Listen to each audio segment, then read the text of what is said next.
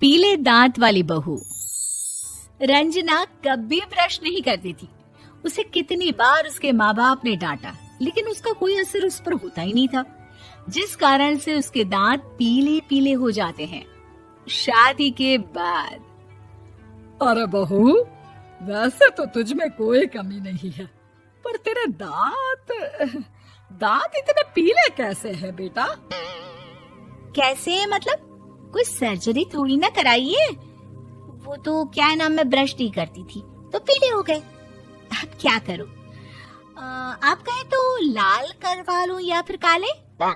यार ये क्या है, क्यों माँ से लड़ रही हो? लड़ रही हूँ? अरे मैं लड़ रही हूँ या ये बोल रही है कि दांत पीले हैं, पीले। अरे तपस्या थोड़ी ना की है इन्हें पीले करने के लिए। बकायदा ब्रश नहीं किया है 20 साल तक, तब जाकर। छी, कैसी बात कर रही हो? ये उस वक्त तो पीले नहीं थे जब हम लोग तुम्हें देखने आए थे। अरे तब साफ करवा लिया होगा डेंटिस्ट के पास जाकर। अब देखो कैसे पीले पीले लग रहे हैं। रंजना सास की तरफ गुस्से से देखती है। फिर शुरू हो गई पीले पीले पीले।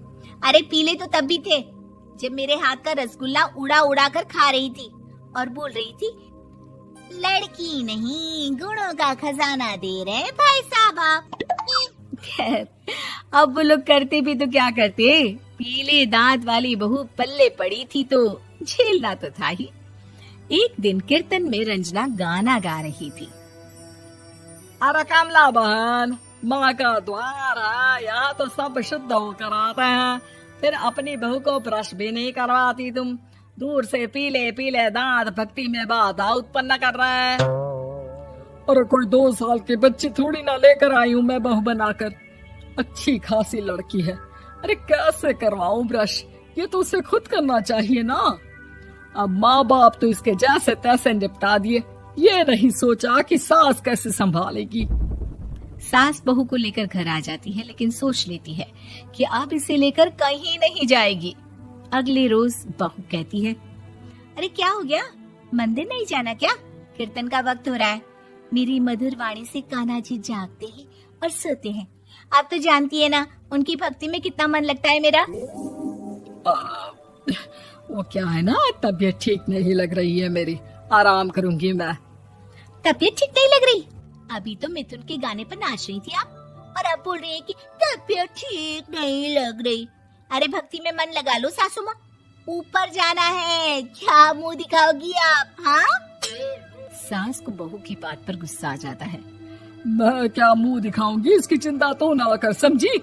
अपने मुंह की चिंता कर, जो ये पीले पीले दांत लेकर हर जगह पहुंच जाती है। पता है लोग कितना मजाक बनाते हैं। ना जी ना, मैं नहीं जाना कहीं तेरे साथ। तो ये बात है, कोई ना, मत जाओ, मैं अपने कमरे में ही बैठकर भक्ति कर लूंगी। ऊपर वाला दांत थोड़ी ना देखता है, मन देखता है, भावना देखता है। और अरे बस बस, तू सब कुछ दिखा, बस ये सफेद चमकदार दांत ना दिखाना किसी को, है? जा यहाँ से। बहू को सास की बात का कोई फर्क नहीं पड़ता, वो तो जैसी थी वैसी ही रह जाती है। सुबह नहाकर किचन में खाना बनाना, फिर खाना खाना, कीर्तन भजन करना और सो जाना। एक दिन, माँ जी मैं सहेली के घर जा रही हूँ, शाम को लेट आऊंगी। हाँ हाँ तो जाना, मैंने कौन सा तेरी आरती करनी है घर पर बैठकर। रंजना सहेली के घर जाती है, जहाँ वो पार्टी में जाने की तैयारी कर रही होती है। अरे शिखा, कहाँ जाने की तैयारी कर रही है? मैं गलत वक्त पर आ गई क्या? अरे नहीं यार, उल्टा सही वक्त पर आ गया। मैंने ये साड़ी और ज्वेलरी निकाली है यार, शाम को इनके ऑफिस की एक पार्टी में जाना है। बताना कैसा लग रहा है ये सब? नहीं यार, इस ड्रेस के साथ तो वो वाली ज्वेलरी अच्छी लगेगी। हाँ हाँ सही बोल रही है, मैंने ध्यान ही नहीं दिया। वैसे तो हमेशा से मस्त फैशन सेंस रखती है। तो बड़ा जाती होगी ना पति के साथ पार्टी में। रंजना कुछ नहीं बोलती, बस सोचती है कि यार काश ये बात सही हो जाती, पर मैं क्यों नहीं जाती पार्टी में? क्या इन लोगों की कोई पार्टी होती नहीं होगी? रंजना घर आती है और रात में पति से सवाल करती है, एक बात बताइए, आप मुझे किसी पार्टी में क्यों नहीं ले जाते? क्या आपकी यहाँ ऑफिस में पार्टी नहीं होती? पति बेचारा क्या कहता कि दांत पीले हैं तुम्हारे इसलिए। अरे कोई पार्टी होती नहीं हम लोगों के ऑफिस में, तो कहाँ से लेकर जाऊं? और मार्केट, मॉल, कहीं वीकेंड घूमना, कहीं तो। अरे यार, सारे हफ्ते में एक छुट्टी मिलती है, तो सोचता हूँ कि आराम ही कर लूं। क्यों? रंजना मन मार के रह जाती है। पहले कभी सास के साथ मंदिर जाया करती थी, लेकिन वो भी सास ने ले जाना बंद कर दिया। घर बैठी बैठी रंजना बोर हो जाती है। तभी उसे आइडिया आता है और वो मायके जाने का सोचती है। सासू माँ, 2 दिनों के लिए मम्मी के घर जा रही हूँ। अच्छा अच्छा, ठीक है, आराम से जा। और हाँ, माँ से कुछ अच्छी आदत सीख कर आना कि कैसे शरीर के हर भाग की तरह दांतों की सफाई भी जरूरी होती है, समझी? शुरू हो गई ना आप। वो लोग आपकी तरह नहीं है कि छोटी छोटी बात का बतंगड़ बना दे। उन लोगों के लिए मैं मायने रखती हूँ, ना कि मेरे पीले पीले दांत। रंजना माँ को बिना बताए उन लोगों को सरप्राइज देती है, लेकिन जैसे ही वो दरवाजे पर पहुंचती है, अंदर देखती है कि घर वाले कहीं जा रहे होते हैं। अब माँ, काश रंजना दीदी के दांतों वाली प्रॉब्लम नहीं होती, तो वो भी हम लोगों के साथ चलती ना बुआ जी की बेटी की शादी में।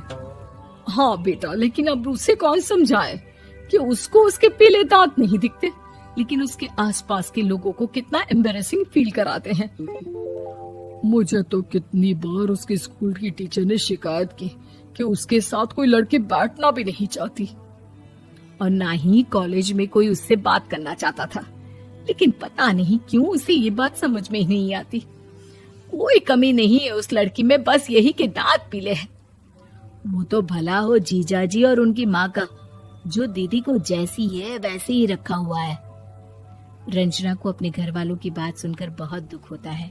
वो सोचती है कि वो क्या करे, लेकिन फिर वो सीधा डेंटिस्ट के पास जाती है, अपने दांत चमकाती है और कसम खाती है कि वो रोज ब्रश करेगी। अरे क्या हो गया? तुम तो 2 दिनों के लिए गई थी ना, पर कोई ना, अच्छा है, चलो आ गई तो। रंजना सास के सामने आकर खड़ी हो जाती है और पूरी स्माइल करती है, उसके चमकदार दांतों को दिखाती हुई। हैं? चले मंदिर। माँ, मुझे माफ कर दीजिए, मैंने आप लोगों को बहुत एम्बैरेसिंग फील करवाया। मैं आज से रोज ब्रश करूंगी।